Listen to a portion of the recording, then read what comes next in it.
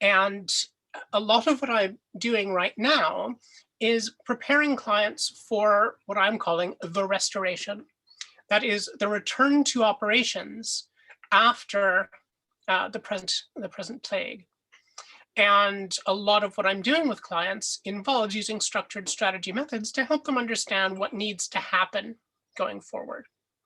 And I'm also using some of those ideas in looking after our principality and thinking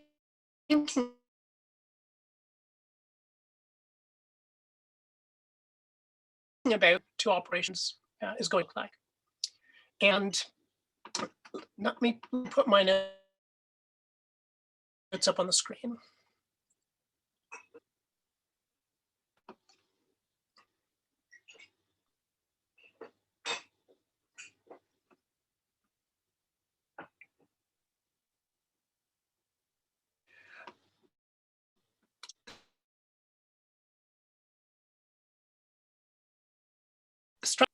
An issue which I'm going to break down into 5 chunks.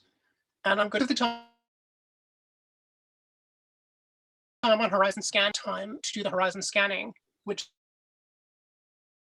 is possibly the most unfamiliar to most people, to go straight to from step 1 here to steps 3, 4, and 5. And I hope first go to a bit of a definition of strategy. Strategy, the word comes from strategos in Greek. Strategos in the classical world was a general, a commander of an army. And in the Byzantine world, the strategos was a military governor. And put most simply, strategy is about combining ends, ways, and means in order to achieve an appropriate end state. And that is a classical definition of strategy.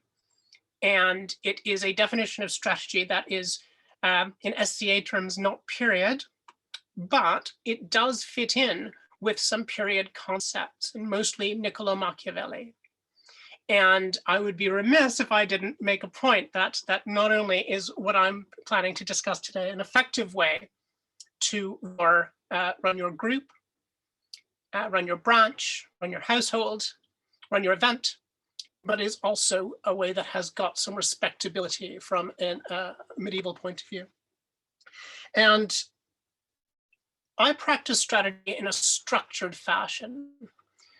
And that means that we start with horizon scanning, about which more in a moment.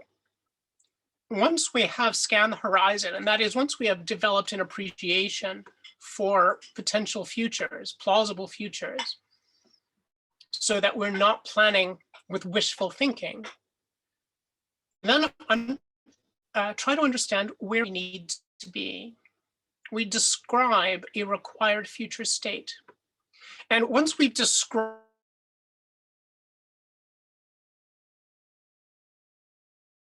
and of course,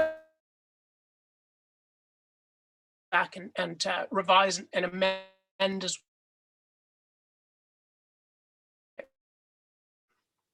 and I'll talk timeframes a little bit as well. And we can understand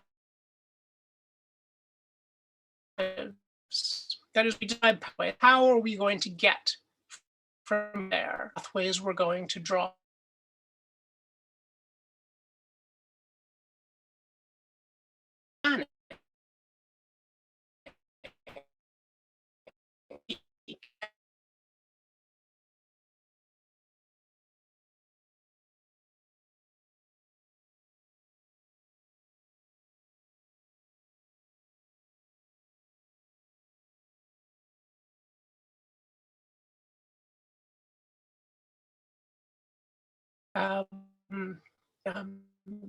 This is a process we sometimes call visioning.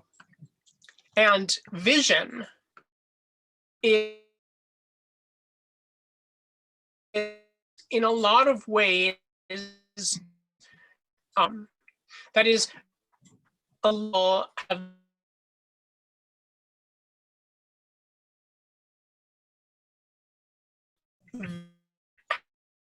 has become to be dreaded rather than something to be embraced.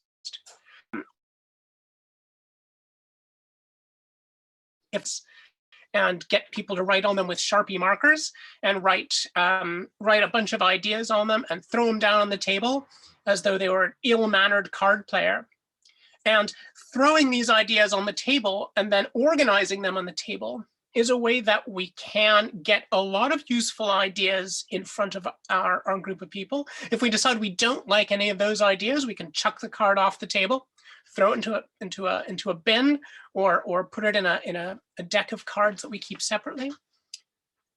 But the structured aspect of the brainstorming is one of the things that makes it an especially worthwhile idea and a useful thing to know. We use a schema to provide structure. Now, when I was an undergraduate back in the real Middle Ages, one of the things that I was taught is that if you have to write an essay and you are stuck for a way to organize that essay, the easy thing to do was to write an introduction, then a paragraph on economics, a paragraph on society, and a paragraph on politics, and then write a conclusion. So that was ESP.